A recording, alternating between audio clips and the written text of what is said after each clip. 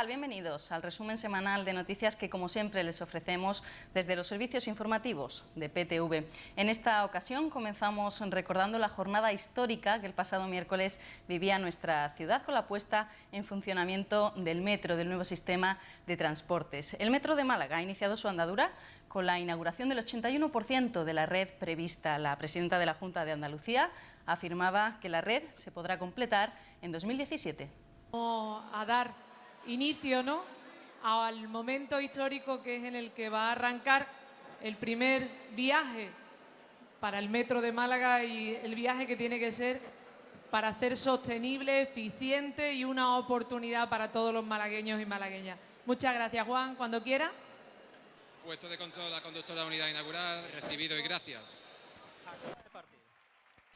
Con estas palabras daba la orden para que iniciara su andadura Metro de Málaga, un convoy que ha salido un minuto después de las 12:30 bajo la conducción de Verónica Ganado, única mujer en la plantilla de conductores de Metro Málaga.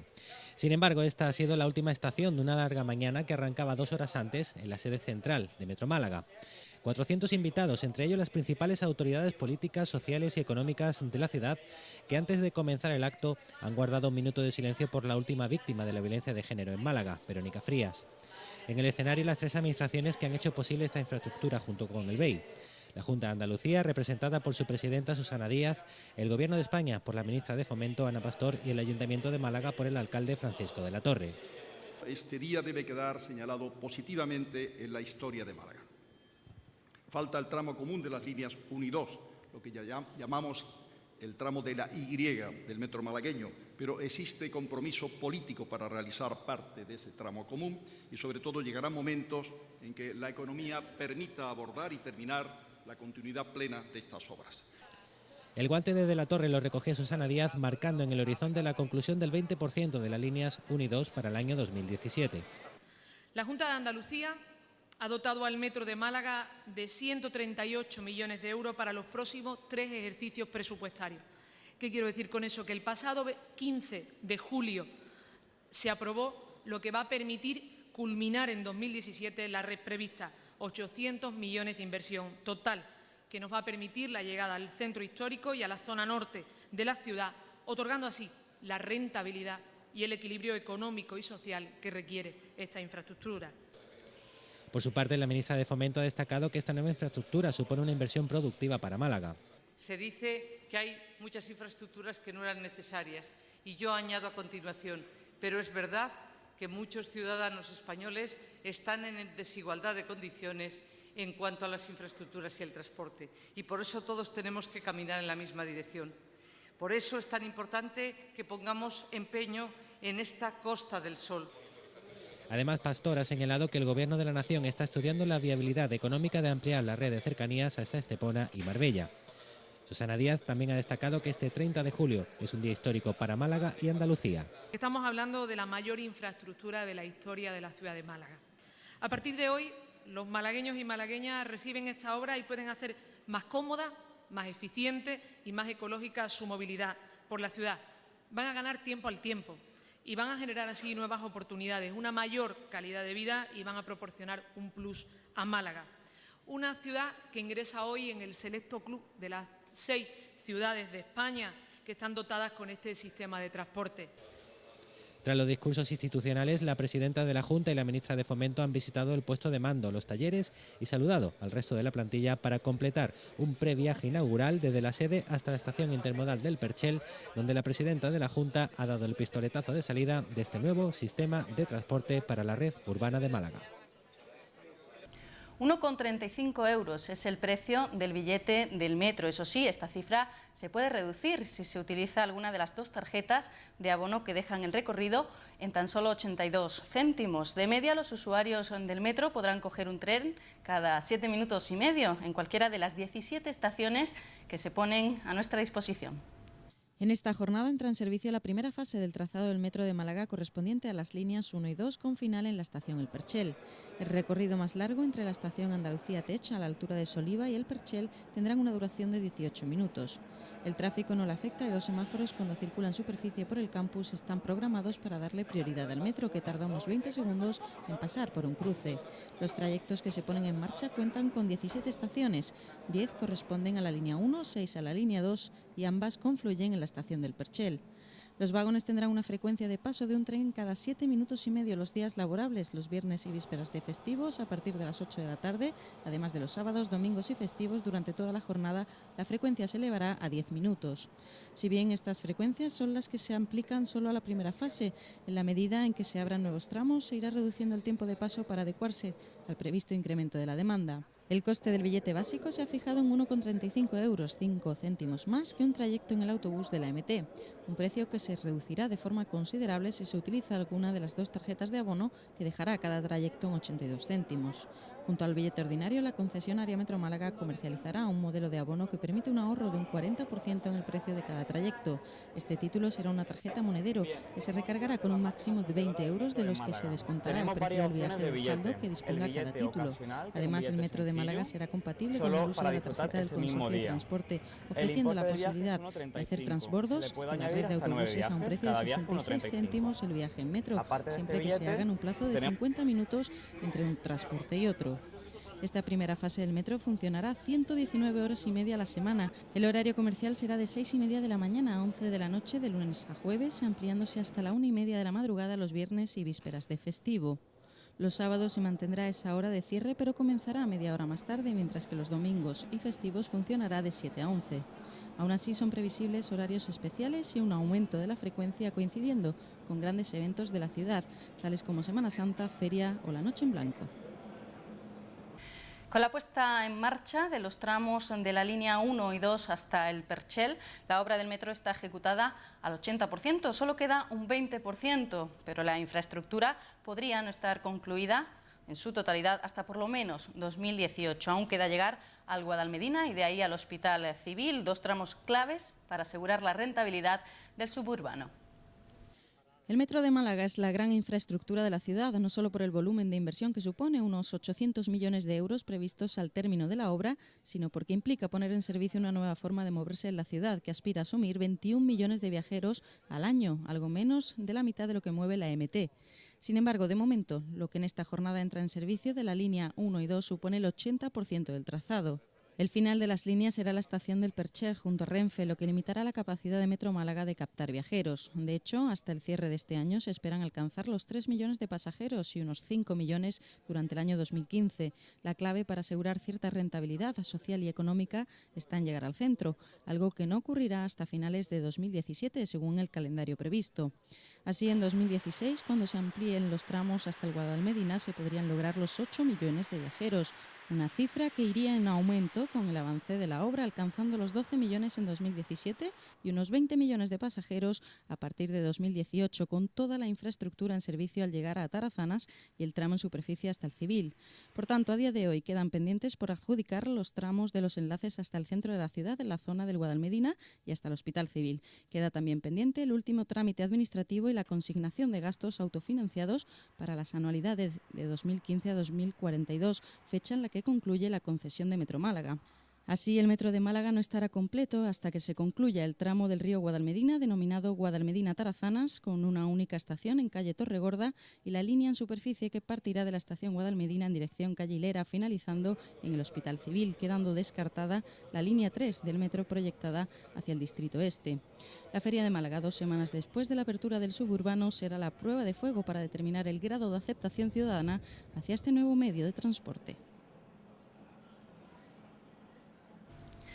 Y estos 10 años que han transcurrido desde que se comenzó a hablar del metro en Málaga no han sido fáciles para las administraciones públicas, que han tenido sus más y sus menos, ni para los vecinos, que han tenido que soportar años de obras y calles cortadas al tráfico. Finalmente es una realidad y por fin ha entrado en servicio tras 3 cancelaciones de inauguraciones previstas. La idea de traer el metro a la ciudad de Málaga comenzó a finales de los 90, pero no sería hasta el 30 de octubre de 2001 cuando la Consejería de Obras Públicas y Transportes de la Junta de Andalucía encargara el estudio informativo de la red de metro para Málaga, tomando como base el plan intermodal de transportes que había planteado inicialmente 4 líneas. Para un primer momento se determinó la construcción de las líneas 1 y 2, dejando el resto de las líneas para fechas posteriores. El proyecto definitivo de construcción del metro se aprobó en abril de 2005 por parte de la Junta de Andalucía, incluyendo algunas pequeñas modificaciones con respecto al proyecto inicial. El 17 de noviembre de 2005 la Junta presentó el proyecto constructivo de la línea 2. Las obras de esta línea Martín Carpena-El-Perchel comenzaron en enero de 2006, afectando sobre todo al distrito Carretera de Cádiz y muy concretamente a la avenida de Velázquez y Héroe de Sostoa, que tuvieron que ser cortadas al tráfico.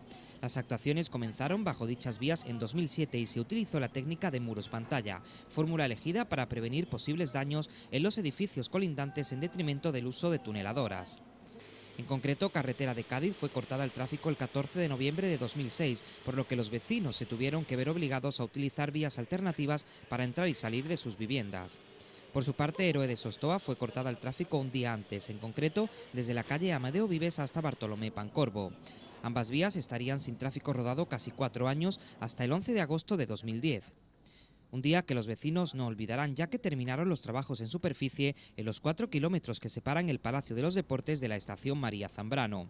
En lo que respecta a la línea 1 Andalucía-Tes-El-Perchel, las obras empezaron en marzo de 2008, en el tramo en superficie que atraviesa desde los talleres y cocheras hasta Teatinos.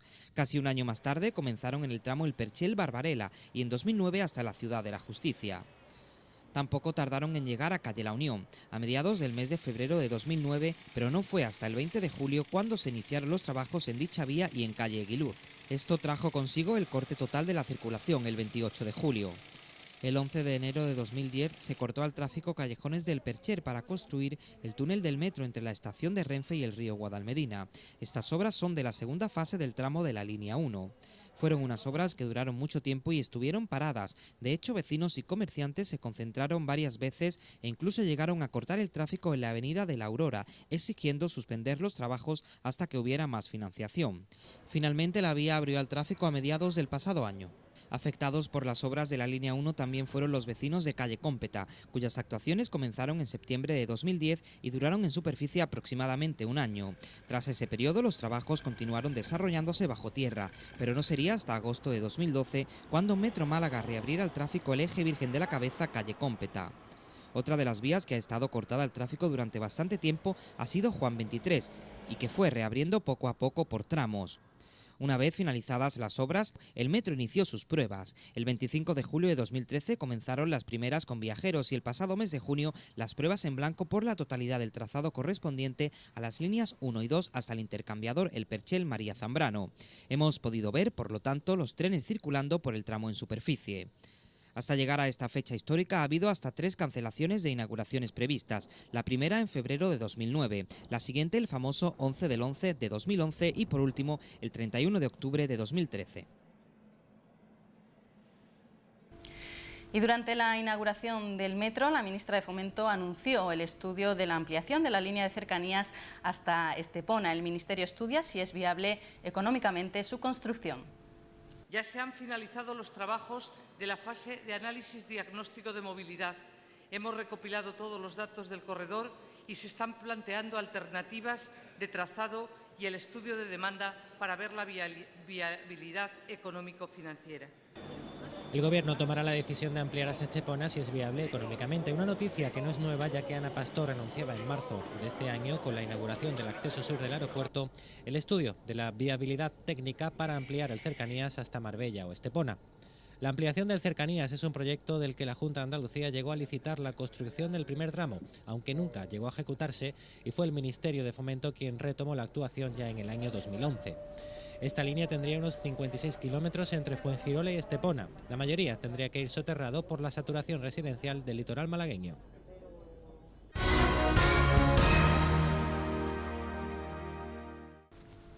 Y otro de los asuntos que ha copado la actualidad esta semana es el convenio del Albaricocal.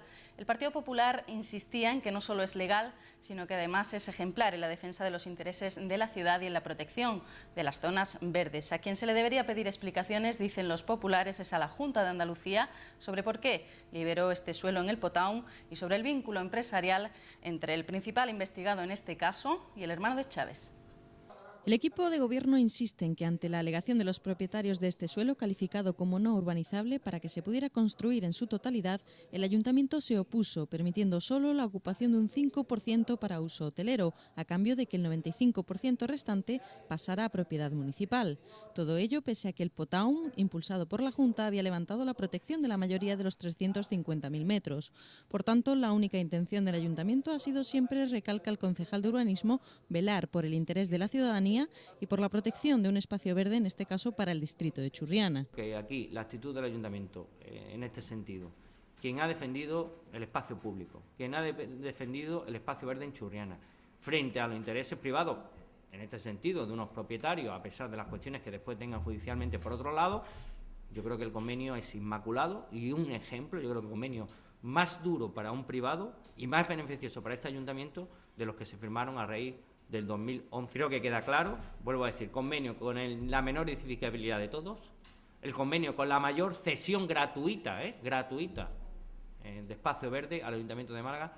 Yo creo que es digno de ejemplo y digno de estudio en este sentido de esta negociación tan dura, tan exigente como nosotros nos pusimos, porque fuimos firmes, fuimos inflexibles y teníamos claro lo que queríamos y cómo lo queríamos. Frente a las acusaciones de la oposición sobre los encuentros y las negociaciones de la Torre con un presunto delincuente, el portavoz municipal aclara que el ayuntamiento nunca ha hecho distinción en base a la reputación de nadie para atender una reclamación y que además en esos momentos nada se conocía de los supuestos actos delictivos del promotor que responde a las siglas LAFD, ahora en prisión.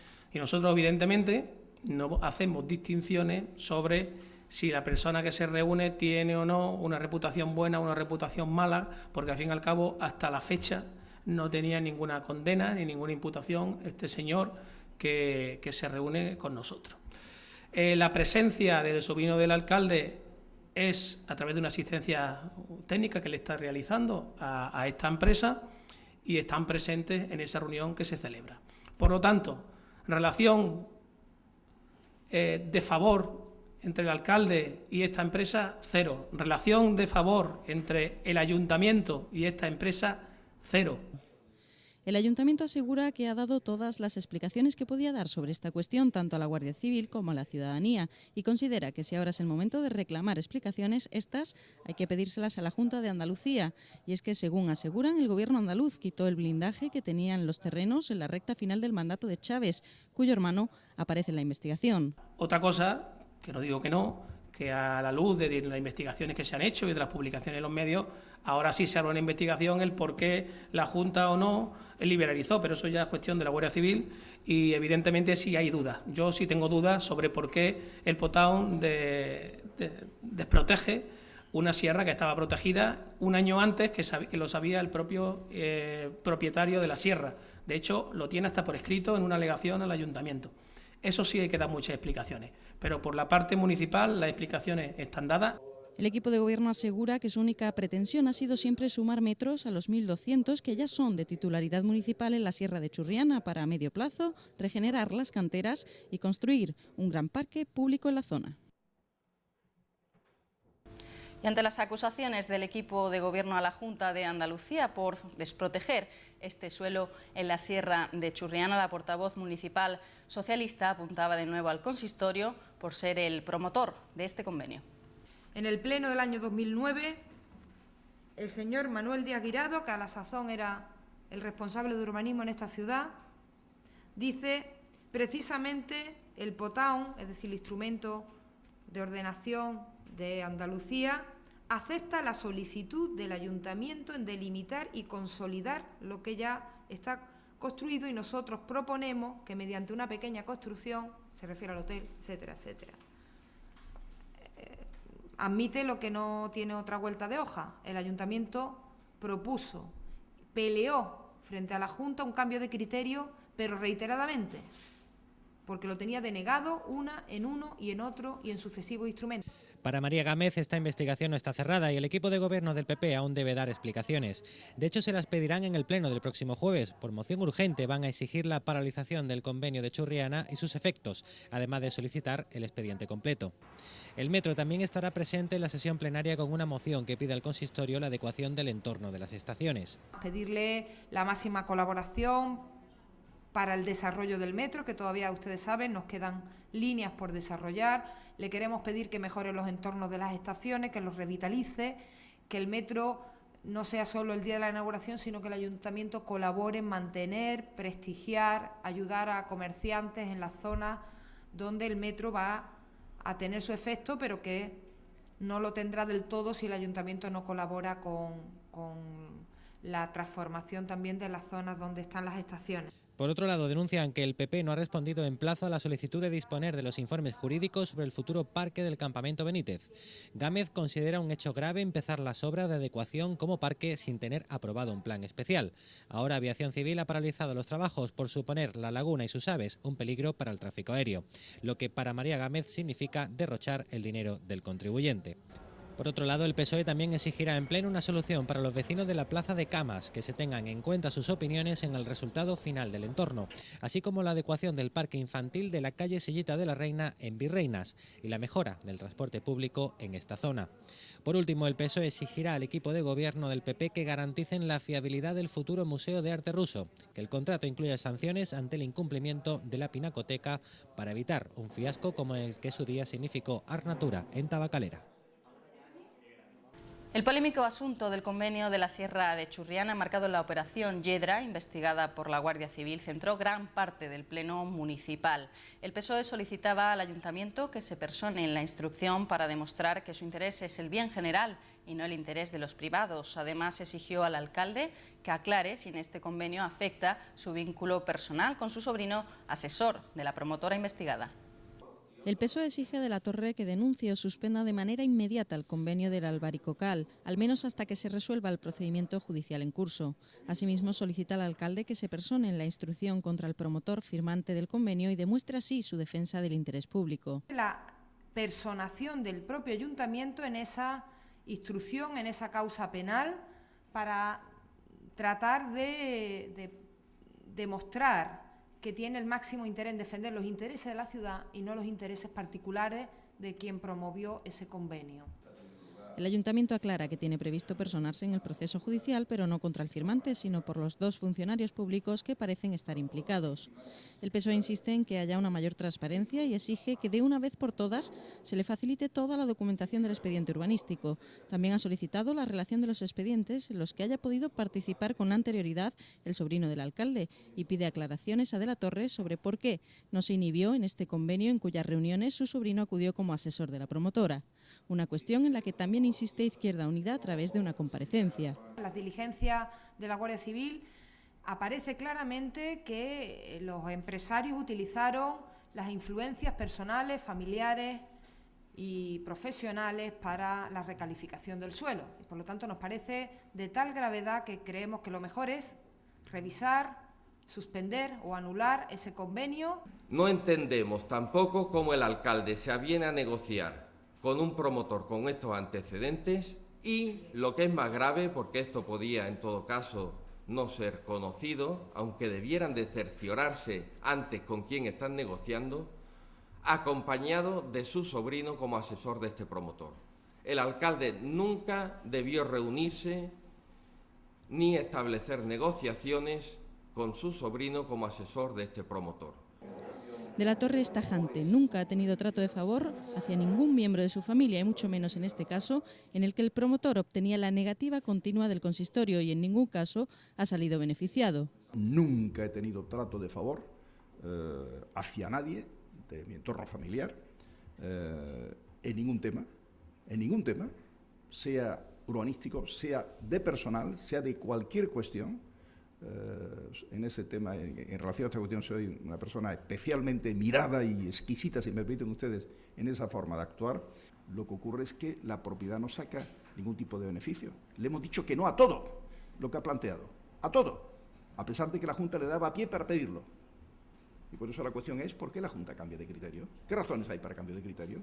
El PP insiste lo que hay que aclarar en este asunto es por qué la Junta desprotege en el Potaum unos terrenos hasta entonces no urbanizables, unas aclaraciones que el portavoz pedirá a Gámez, ya que ella era delegada de la Junta en Málaga por aquel entonces. Vemos a la señora Gámez con el consejero Espadas aprobando el Potaum.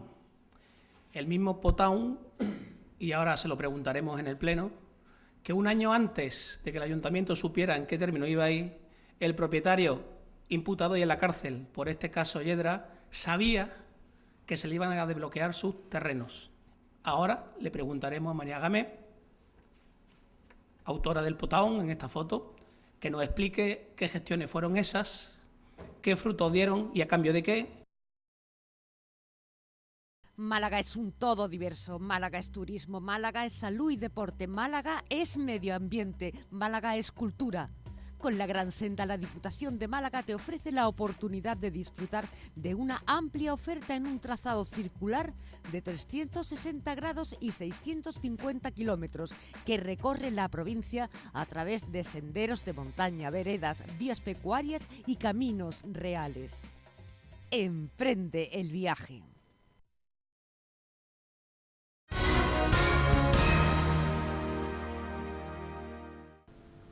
Acaba de finalizar una de las mejores temporadas de la historia de la Costa del Sol, con 8,8 millones de pernoctaciones y 2,5 millones de visitantes. Además, el pasado mes de junio fue el primero de la temporada estival, que se ha alzado como el segundo mejor en número de viajeros, superando el 500.000. Los datos turísticos del último año y medio en la Costa del Sol son muy positivos, por encima de la media andaluza y española. La última temporada baja en la provincia ha recabado datos históricos que no se veían desde los 2 años más importantes en la historia de la industria turística. Entre octubre de 2013 y mayo de 2014 se han contabilizado 2,5 millones de visitantes, la tercera mayor cifra que se recuerda. Este dato convierte a esta pasada temporada baja en la tercera mejor de la historia, rozando las dos más exitosas, que son la del año 2006-2007 y la del 2007 y 2008, en ambos casos con 2,6 y 2,7 millones de turistas respectivamente. No había llegado la crisis, todavía había bonanza económica y ahora estamos saliendo de la crisis y ya damos el tercer mejor dato de nuestra historia en este periodo de temporada baja.